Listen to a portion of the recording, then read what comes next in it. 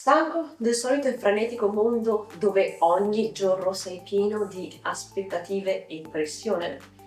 E se ti dicessi che vivere la vita con più leggerezza e più creatività non è poi così difficile? Oggi ti parlo di Guild of Dungeoneering, un gioco fantastico che in questo ti aiuta un sacco.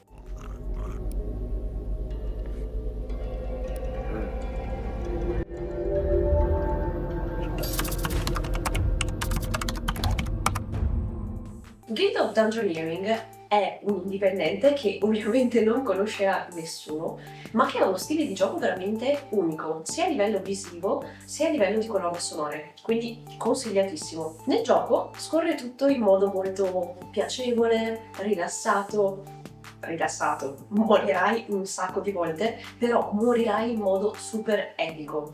È un gioco che ti insegna veramente ad affrontare le cose con più leggerezza. Non si prende troppo sul serio, ogni partita è molto breve, è divertente, dinamica e soprattutto ti invita ad affrontare i tuoi fallimenti, perché ce ne saranno tantissimi, in modo leggero, simpatico. È un invito a rallentare, ridere e vedere la vita con occhi diversi. Con tutti i suoi disegni teneri fatti a mano e le canzoni del bardo, ironiche e divertenti, ti insegna che la leggerezza non è superficialità, ma è un plus per vivere la vita in modo diverso. Crescere e imparare a sorridere anche nei momenti più difficili. Quindi bene, ecco le 3 lezioni che Guild of Dungeoneering, impossibile da pronunciare ma molto bello, mi ha insegnato per togliere un po' della pesantezza che la vita gentilmente ci regala ogni giorno. Ciao, io sono Manuela e questa è Guida Strategica. Se sei un gamer o un amante degli anime, iscriviti al canale e clicca sulla campanellina per attivare le notifiche, perché qui ti parlerò sempre di crescita personale spiegata attraverso i videogiochi o gli anime. Allora, partiamo dalle basi del gioco, come funziona. Nel gioco tu gestisci un'agenda di avventurieri, quindi devi ingaggiarli, attirarli, incoraggiarli, ma soprattutto sceglierli e usarli per combattere nei dungeon. Ogni avventuriero ha le sue caratteristiche, c'è quello che punta più sull'attacco, quello che punta più sulla magia, quello che punta più sugli attacchi speciali. Insomma, il gioco ti dà anche delle spinte per scegliere uno o l'altro a seconda del dungeon che affronti, ma più che puntare sulla pianificazione, punta sul divertimento. L'atmosfera di questo gioco, con tutti i suoi disegni simpatici, le canzoni divertenti che ti pigliano il culo quando muori e tutte queste cose, ti spingono a fare delle scelte con un po' più di leggerezza. Vai, provi e se fallisci, prendi e provi di nuovo. Non stai tanto lì a pensarci, vai a combattere. In questo modo abbandoni il perfezionismo e capisci quanto è importante vivere nel presente. È questo che ti permette di goderti il gioco e la vita. Va bene avere un obiettivo da perseguire, va bene impegnarti nella quotidianità per raggiungere i tuoi scopi, per migliorare la tua vita, però tutti i giorni, quando sei con i tuoi amici, con il tuo partner, con i tuoi gatti, con te stesso, ciò che è davvero importante è vivere il momento, essere presente a quello che sta succedendo in quel preciso istante. Allora, lo psicologo Albert Ellis sosteneva che noi plasmiamo il nostro mondo a seconda dell'idea che noi abbiamo del mondo stesso. Cerchiamo di modificare la realtà per renderla più coerente con la nostra idea. Insomma, facciamo più attenzione a quello che è in linea con il nostro pensiero e tendiamo invece a scartare tutto il resto. Questo significa che se sei una persona negativa, tenderai a vedere la vita piena di negatività.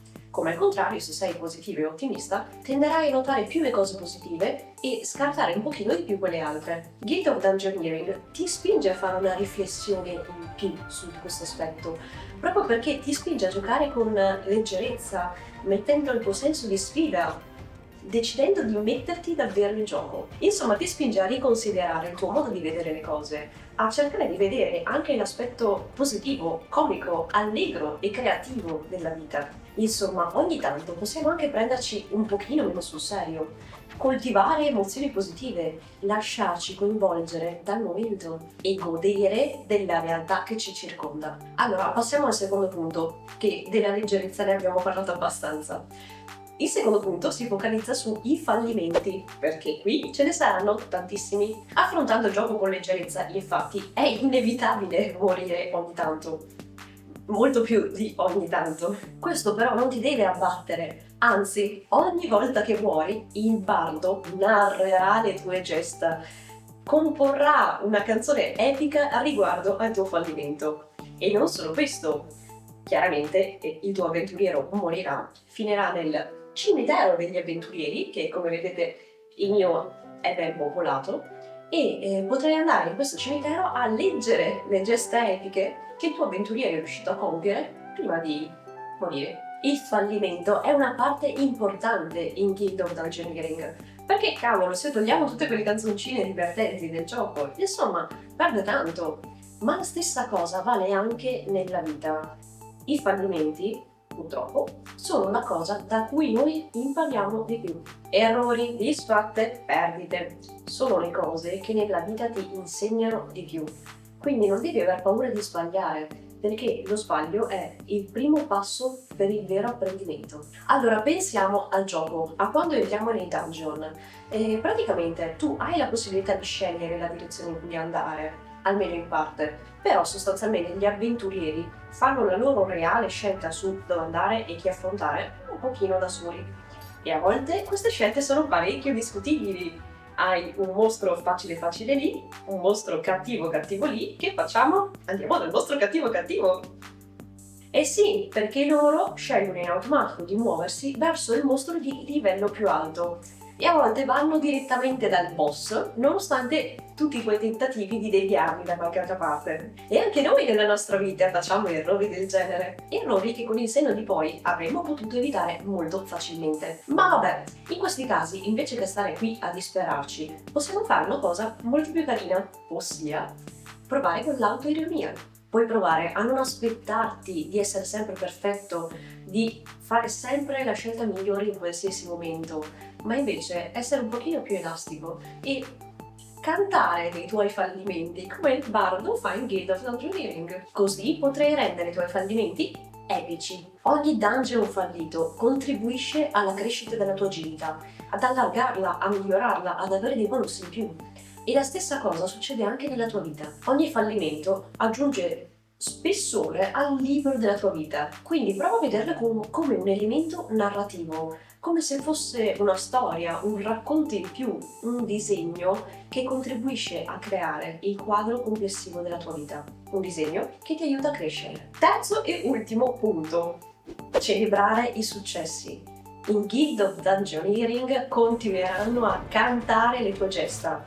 Sì, quando fallisci, ma anche quando hai successo. Il bardo ha sempre una canzone per te, indipendentemente da quanto fosse facile il dungeon, indipendentemente da quanto male tu l'abbia fatto, indipendentemente dal fatto che ne sei uscito proprio con il minimo sindacale, ci sarà una canzone a celebrare il tuo successo. Se ci hai giocato, come ti ha fatto sentire?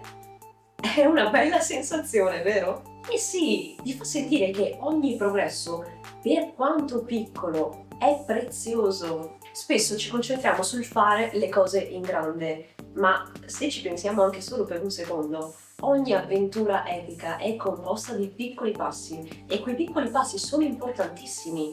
Insomma, imparare a festeggiare anche il successo più piccolo ti porterà degli enormi vantaggi. Riconoscere di aver fatto dei progressi e festeggiarli contribuirà ad alleggerire un po' la pressione, la tua eventuale ansia da prestazione e ti permette di goderti anche del percorso e non solo del risultato. Oltre a questo, festeggiare comunicherà al tuo cervello che hai fatto qualcosa di bello. Il cervello sarà felice di questo e ti spingerà a fare sempre nuove cose in linea con questo, per avere sempre nuovi, tra virgolette, premi e festeggiamenti. Quindi è un po' come un addestramento, ecco. Funziona, sfruttiamolo. Insomma, vivere in questo modo, con creatività, con positività, non significa ignorare i problemi, ma significa affrontarli con una prospettiva diversa. In Guild of Dungeoneering affronti ogni singola battaglia con un sorriso.